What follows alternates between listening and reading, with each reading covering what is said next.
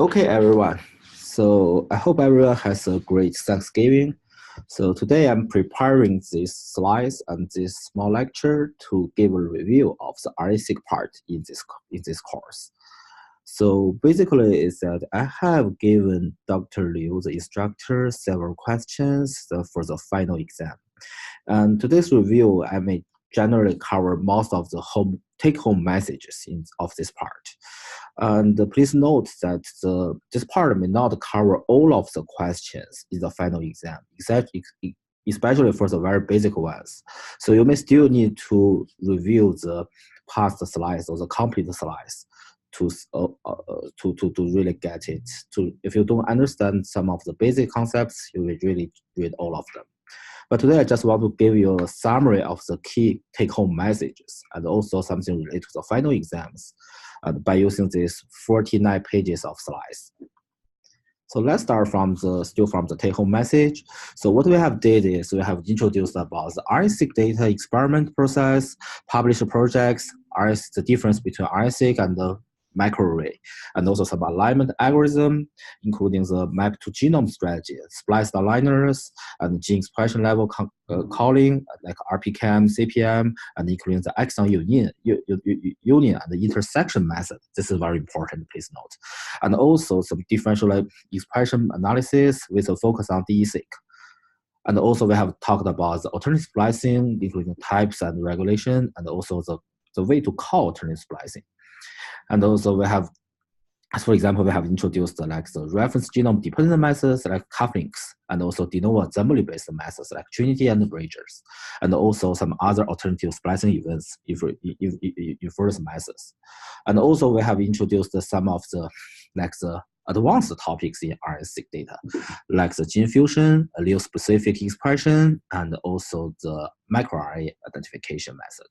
So, but all of these advanced topics will be also included in this slides.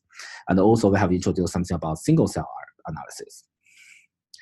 So let's start from this slide as a general review of what we can do with the RNA-Seq experiments, like the general gene expression, the differential expression, alternative splicing calling, and transcript variation, and also some downstreams like I have introduced in my first class. It's about how it's like with the data count, we can study the downstream like metabolism, tissue heterogeneity, and cell tissue type specificity, or even conduct cell or tissue type prediction by using the RNA-Seq data. And also we can use RNA-Seq data to study non-coding RNAs. And here is what I have introduced in the second class. It's about the RNA-Seq experiment sample preparation. So in the currently at CMG at IO School of Medicine, there are 4+1 protocols, and these protocols will be updated every year actually. And also we have introduced some of the RNA removal, the sample preparation methods. What you really need to keep in mind is about why and how and why we need this. First, why we need this kind of sample processing process, and the second is after the sample preparation process, what we will get and what kind of the RNA we will remove from the very complicated transcriptome. So for example, we have the RNA depletion mask keys will remove all the ribosome RNA, and also we have the poly A selection, we will select all the mRNA. And also we have some like the enzyme selection method to select certain RNAs. So basically we have those protocols listed here, and the total RNA, that means okay, we just get all of the RNA into it. So that means we can measure everything. And if we have insufficient library and sufficient sequencing amount and sufficient sample, and poly A selection and RNA depletion and RNA capture, we get certain types of the RNA. So, and also we have introduced about the limitations, the comparison between microarray and the RNA-Seq. So the major thing you need to know is first about the designing of the microarray, which we design a lot of probes or sequence-specific probes that to capture the cDNA or the samples from the cDNA processed from the samples, and also, as you may know, you have learned that before we design the probe for microarray, this probe should be specific to different genes, to each gene, to the genes. That means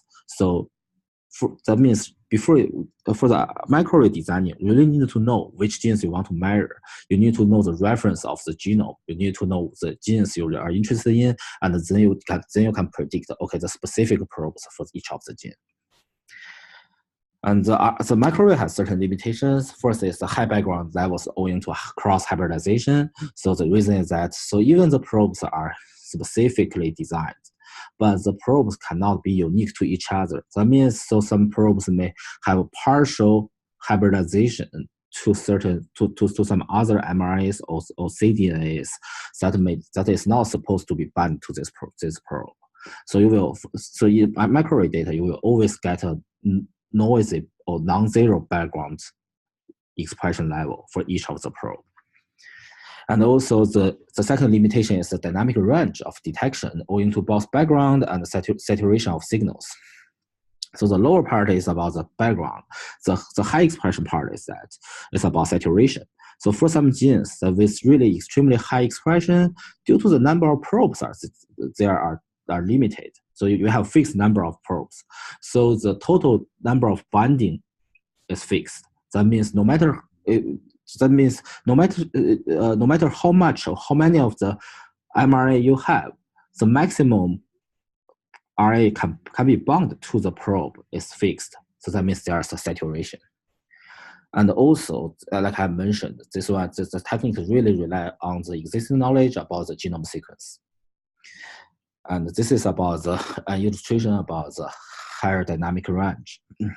It's like the low signal end. We have for the RNA-Seq data, we can identify a lot of the true zero expressions.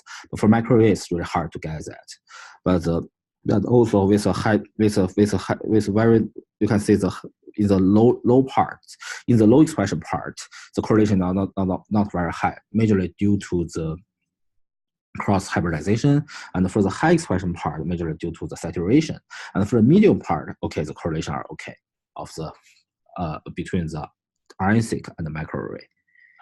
And then we have talked about the RNA-Seq alignments and with major challenges about like short rays, error rays, and also the many rays span exon junctions. So we have briefly talked about map to genome strategy, which means we don't consider any splicing event.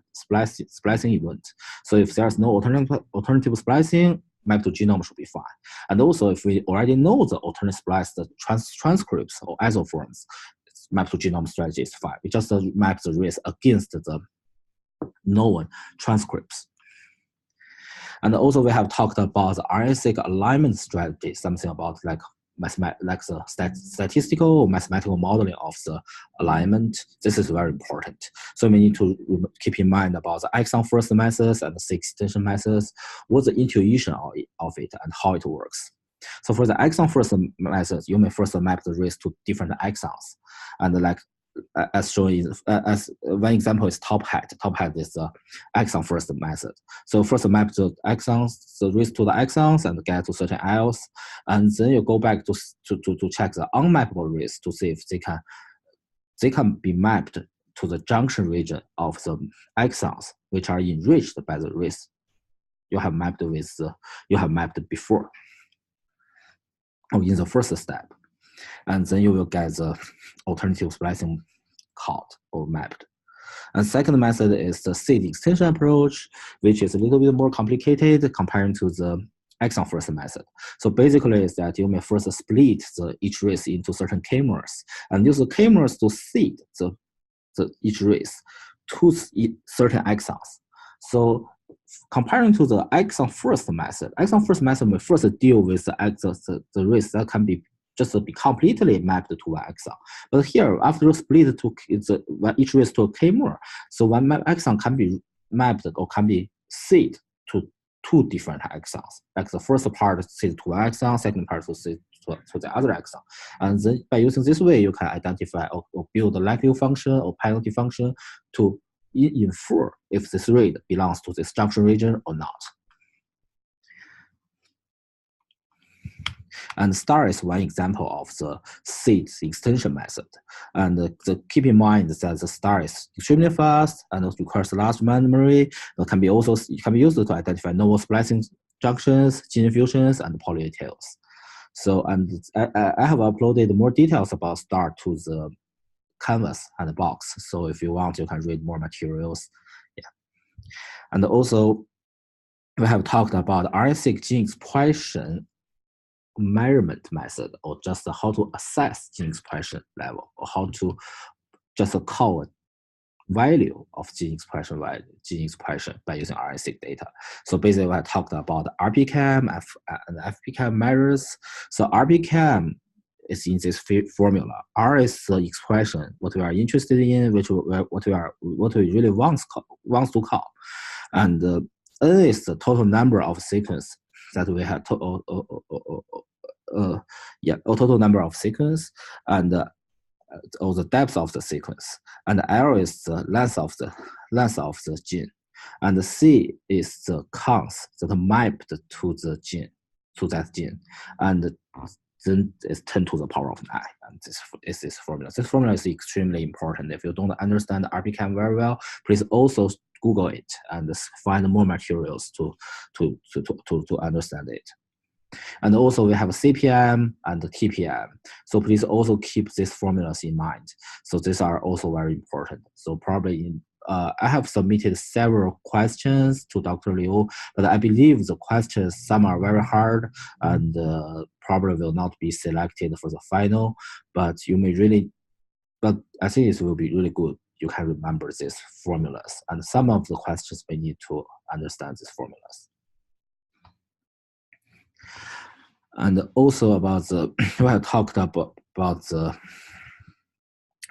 we have talked about the exon union and exon intersection method to call gene expressions. So sometimes when we call gene expressions, we may need to consider the exon, the alternative splicing. So for example, is one gene can be conveys two expression isoform, but here now we are just interested in the gene expression level of the total gene, but not the gene expression level of each isoform. But the two isoforms are with different lengths, so definitely the gene expression level will be adjusted to the length of each isoform.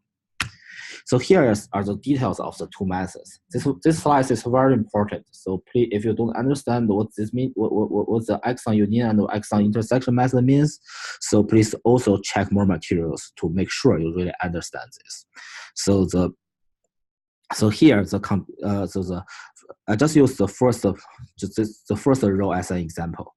So exon union counts means, okay, we use all the counts from all the exon. So in total, in this case, how many we have? In total we have 10 rays from all the exons. And here in total, we have also 10 counts from the exons. So the log rate, so the fold change will be 10 by 10. Its log fold change will be 0.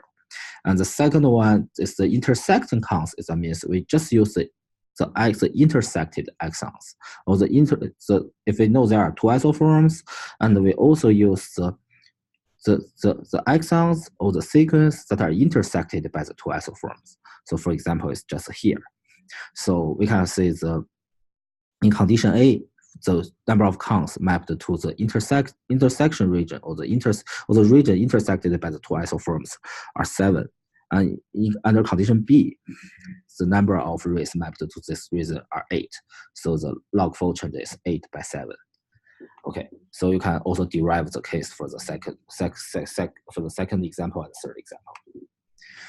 And please note that exon union methods just use all of the exons and underestimate the expressions for alternative spliced genes. And exon intersection method only use constitutive exons and reduce the power of differential expression. And also we have talked about about differential gene expression analysis. This part is very important.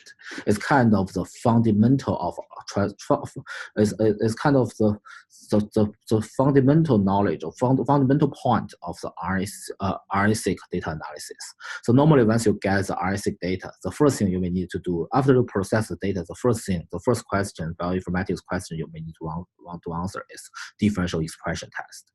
So we have introduced briefly talked about Fisher exact test and also t-test for the what we have done for the microarray in the past also, and also we have really focused on a method, namely DE-Seq, with using the negative binomial distribution as to model the gene expression and conduct the differential gene expression test. So if you really don't understand how DE-Seq process and what DE-Seq means and how the negative binomial distribution is used, and how the negative binomial distribution is used there. So please really check about my slides, and also you can find more materials on YouTube, and also you can read the paper. So if you read the paper well, that means definitely you have understand this part. Your exam will be fine. So okay, so so here is a brief review about the binomial distribution and the negative binomial distribution. So we start from binomial distribution. Binomial distribution models, so with a probability P to pick one that one events will happen, and from the total number of n cases, so what's the probability to observe R case? So for example, so we have total race, like a lot of total race is n, and the p is an unknown p. That is a probability of the race that mapped to are from one gene or can be mapped to one gene.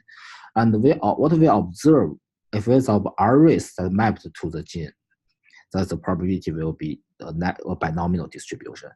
And the Poisson distribution models, and if n really be large, is really large enough, and p is really small, the binomial distribution can be approximated by a Poisson distribution with one parameter. It's like in this form, lambda. The mean and the variance of the Poisson distribution are both lambda.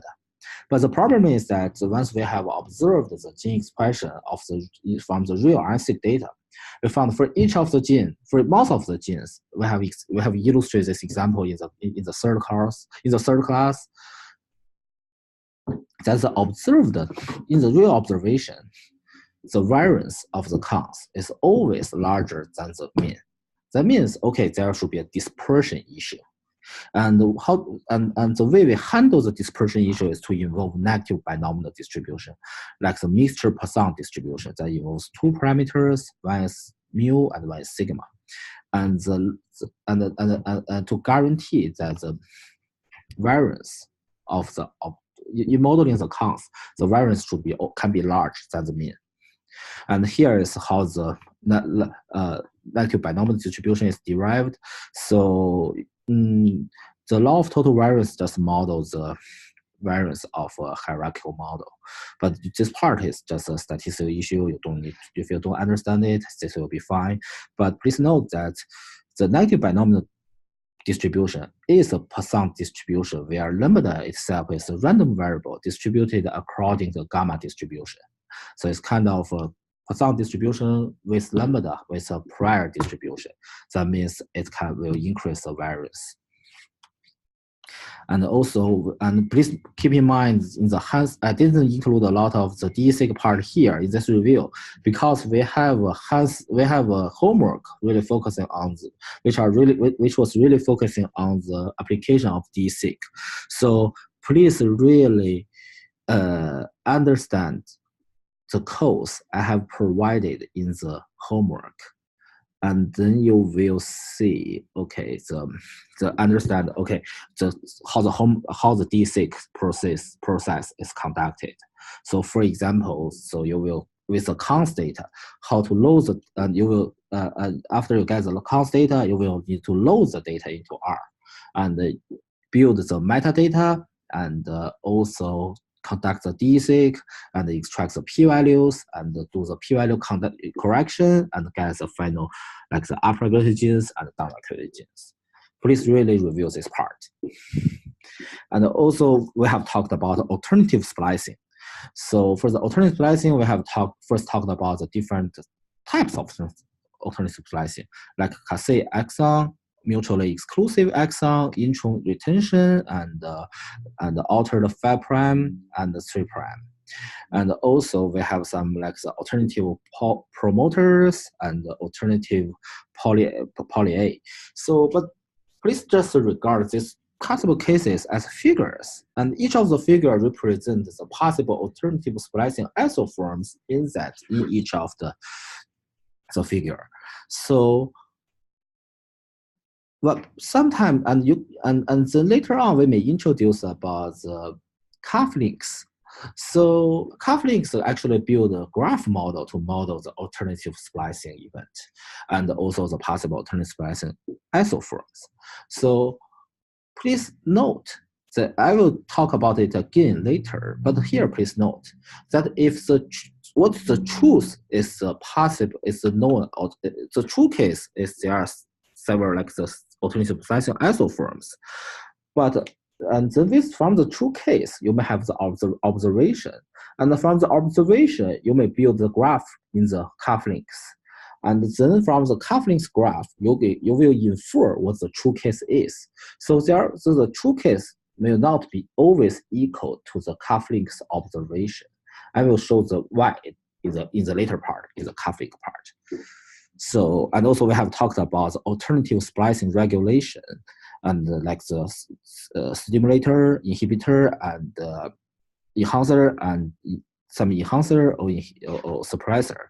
So that this may regulate the alternative splicing event.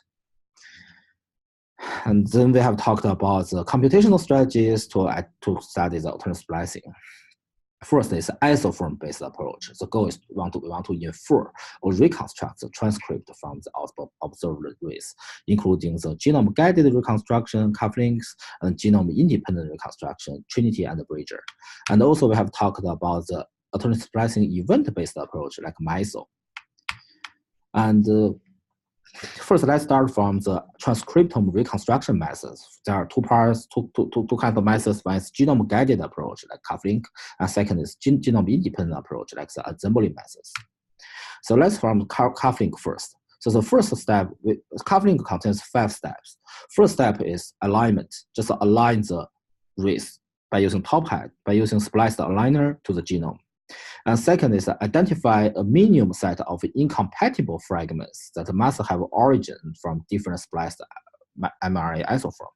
So this figure, please keep in mind. So the x-axis should be the genome. And if we can find, for example, for this two, for the blue and the yellow, for this two race, we can say, okay, here is a region of the race mapped to the exon here. But here, there is nothing mapped here. So in the yellow one. So that means, okay, yellow one and blue one cannot be from the same isoform. They are incompatible. And also same for the red one. And then the third one is connecting the dose, actually connecting the race. So basically it's a cufflink construct should be the splicing graph. We can name it as splicing graph. So the rule to connect it is that if two rays are overlapped and the two rays are compatible to each other, so they will be linked together. So then we will see you can get, after you build the graph by this rule, you can get the a certain number of mutually incompatible fragments or paths. So please note here, this is very important. So, and you may really need to understand it. That is, the number of paths here equals the minimal number of possible alternative splicing isoforms in the real case. Not exactly equal, but equals to the minimal number. That means if you observe such a graph, for example, as this one, in the real case, in the data, they should have at least 3 different alternative splicing isoforms. But it can be unnecessarily be always 3. It can be 4 or more. The reason is like the certain exon can form a certain isoform, but here if this exon forms 1 and then the rest 3 paths forms 3. So the first one, this information cannot be observed. by using cuff-link. So, and in the first step of the cuff-link is the construction of the path. It's actually just infer the number of paths or infer the number of the isoform. So cuff-link is using the minimal path to infer the possible isoform. That means, okay, cuff-link is more conservative. So the number of observed or inferred transcriptional isoforms by cuff-link may always be at least equal or smaller comparing to the real case. And the fifth step is the estimation of transcript abundance. This part is, you may need to really understand the intuition of this part. So, and also in the first course, I have mentioned that to make the MLE-based maximal likelihood estimation based method be easy or be simple, so we just the last step so to estimate the number of isoforms by the minimal number of paths is important. So if you have redundant, the next step, MLE, will be hard to conduct. So, but you may just understand the intuition here. So you use MLE to estimate the abundance or gene expression level of each alternative splicing isoform. And please note, cuff-links requires spliced alignment. That means it requires a genome annotation, but it just needs the genome annotation, the exon information, but it doesn't need the known or pre-known alternative splicing isoform. So cuff-links will infer alternative splicing isoforms from exon of the reference genome and your observed data. So it doesn't need known alternative splicing isoforms. And also it's capable to identifying and quantifying isoforms from RNA-Seq data. And can be used on both single end and paired end data. And with a cuff-diff, with the following method, cuff-diff for differential expression test. Yeah. And then we have talked about the genome-independent reconstruction method, which we term it as assembly method. So the challenges sometimes is that so in normal condition, it will be fine. In tumor conditions, there are a lot of gene fusions. So that means your reference genome may not work well. So sometimes you may need just a de novo assembly method. The intuition here is that, so from the risk of, if you have really a lot of risk from one transcriptional isoform, the risk can be overlapped to each other, and then you can reconstruct the transcripts. So it's the definition here is that the genome-independent reconstruction uses risk to directly build consensus transcripts and without alignment requirement. And it's great for the species without a reference genome. And here are some methods. And we have talked about Trinity and Bridger. So Trinity is one essential method, contains three steps. The first step in inchworm, which assemble reads into unique sequences of transcript contigs. Second, chrysalis. This one is just to pull contigs into a deep brain graph. And the third one, butterfly, just infers the reads and the alternative splicing from the deep brain graph. So please note that the inchworm step is very time consuming and also memory consuming. And here are the details of the of each step. So first one, we just pick the current counts with the most abundance from the current data set, and we split.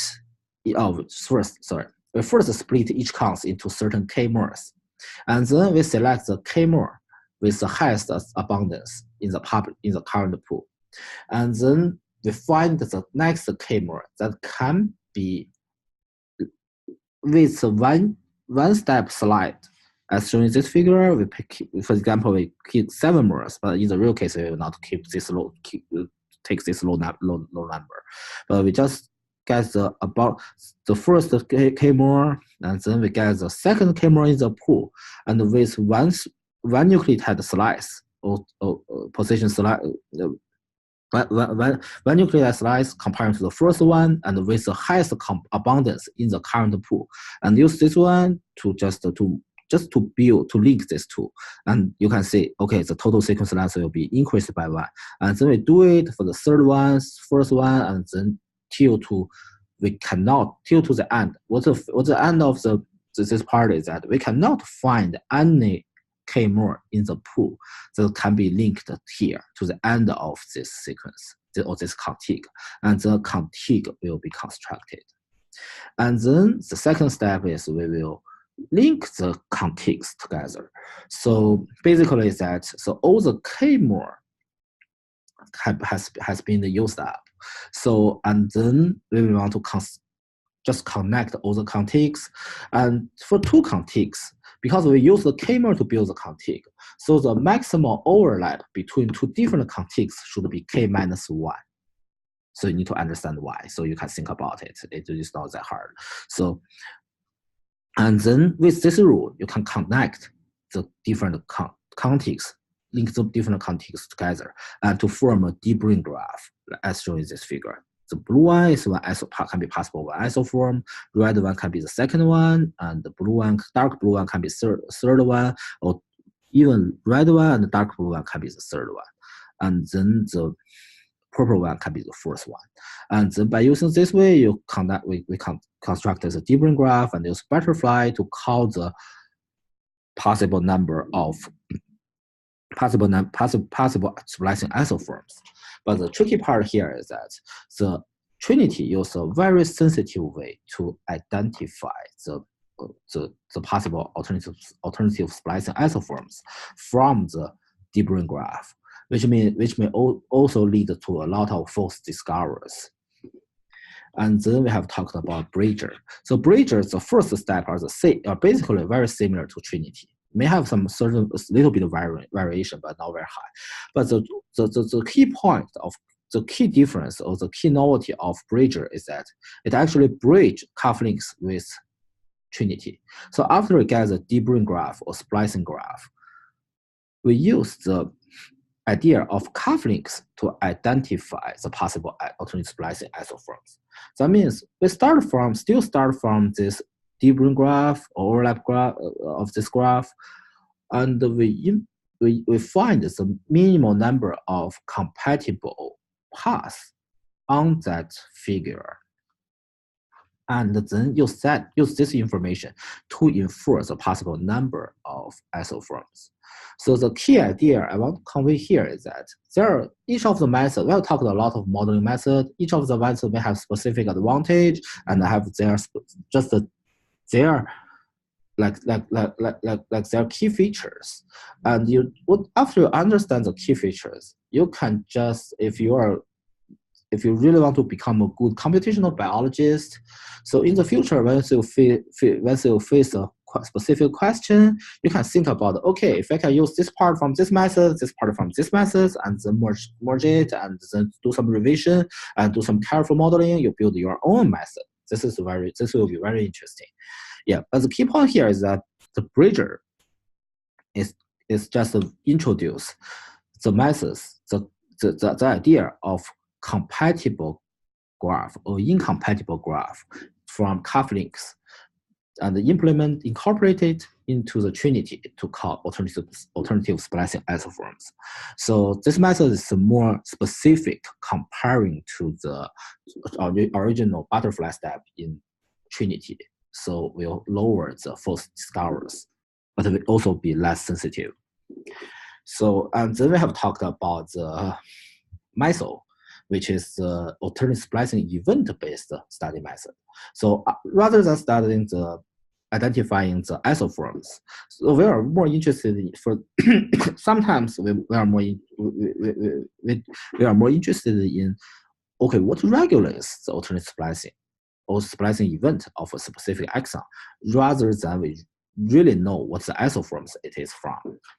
So some like here, so for the two condition, for one condition, in the condition 20% of the rays are from this alternative splicing event and 80 from the other. So we have the 20 inclusion rate and 80 exclusion rate. So this is what we need, and we can correlate it with some other features to really identify, okay, what we regulate the alternate splicing event.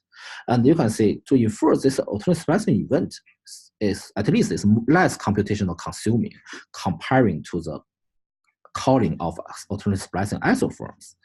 So, and the method just introduced a definition or statistics, a statistics termed percentage spliced in is phi. So, or psi.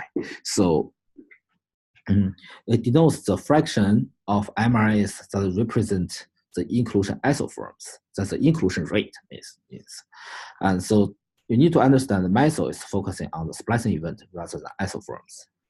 And also use all the inclusion rates, exclusion rates, and constitutive rates, and to estimate the relative density between inclusion and exclusion rates. And please note that constitutive rates are also informative here. And after we have talked about the alternate splicing, we talked about some advanced topics of RNA-Seq study, like gene fusion. So you need to understand what is gene fusion and how some of the gene fusion works, like diffuse and top hat fuse and Jaffa.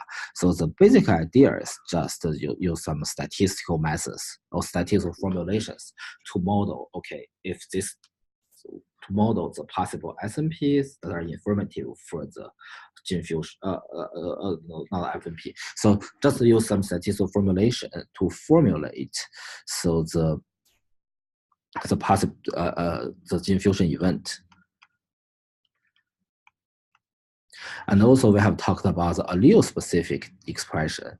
So you need to understand, so what is allele-specific expression and what are informative to allele-specific expression, like the SNPs on some alleles, and the SNPs on two alleles, on the two different alleles that may really be informative to show that the race is from this allele or the other allele. And also we have talked about the microRNA detection. About first is the de novo microRNA detection, because the pre-RNA is with a specific precursor RNA and the mature RNA are with a specific pattern as shown in this figure. So, and here is a mature microRNA, this is a pre-RNA, and so the loop region should not be highly expressed, and the 5' region should not be highly expressed. But if we observe a highly enriched or high abundance of the 3' region and of such a pattern, so this part may more likely be a microRNA. So we have also talked about the single cell RNA-Seq data analysis. So you need to understand what is the single cell RNA-Seq data. It's the RNA-Seq data collected from single cells. And this is a relatively new technique. And the tricky part is that the low input, small sequencing amount, but we have a really large number of cells can be measured.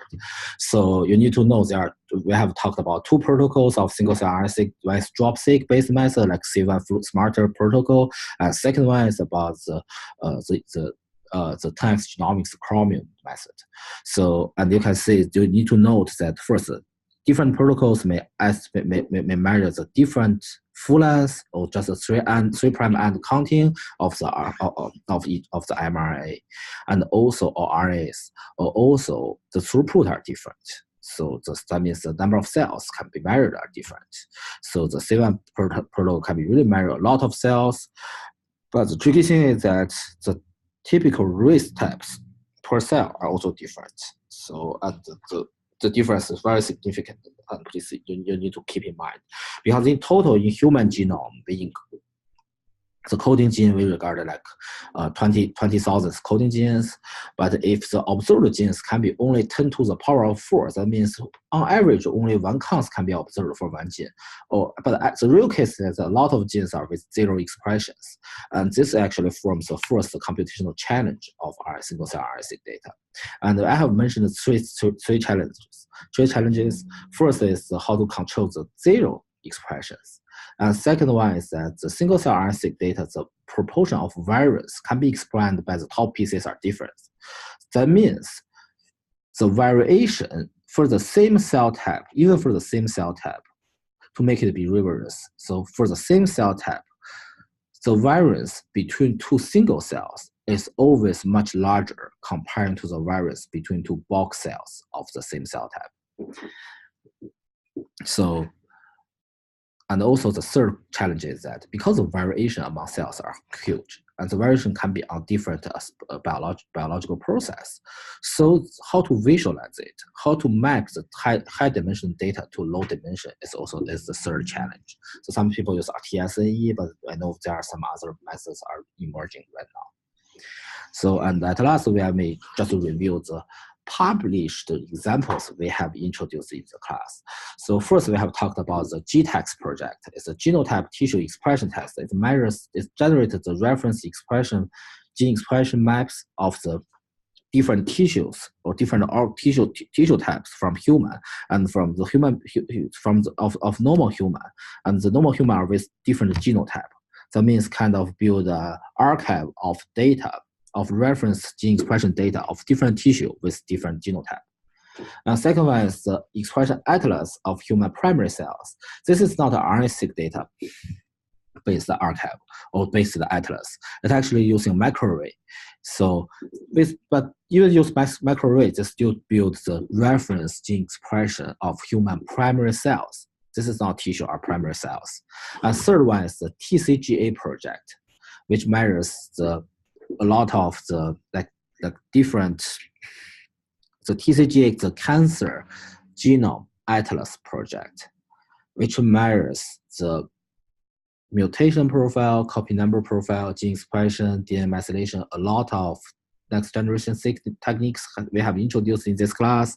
They measure this data from the same cancer tissue, from the same cancer tissue, and they measure this for a lot of cancer samples of a lot of cancer types. So please note the mRNA or gene expression profile in TCGA also forms the reference of the cancer of different human cancers. And the first one we have introduced about human cell atlas. So the mission is to create a comprehensive reference map of all human cells. This is different to primary cells because the primary cell atlas just measures bulk cell, and here we measure single cell to fully characterize the possible heterogeneity among different cells. So here is still this. So you can still see the human cell atlas project still measures the reference map or reference gene expression profile data sets of human cells.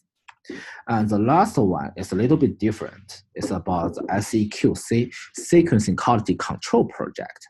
So basically, the goal of this project is to assure the quality of the sequencing, like to optimize what parameters we should use for the sequencing. But this project is relatively old, but the idea is good. They have generated some good data sets can be used to study the sequencing quality. But the issue is that nowadays the sequencing technique really get enhanced or get increased very fast. So that means if we just do the project, we prepare samples, we test certain protocols, the protocols may always be old compared to the current protocols. The protocols are just keeping optimized and keeping enhanced. So that's all of the review part. So I wish this part can help you to really understand the RNA-seq part better, and have a good exam. I hope you can get good final exam and also have a good winter break.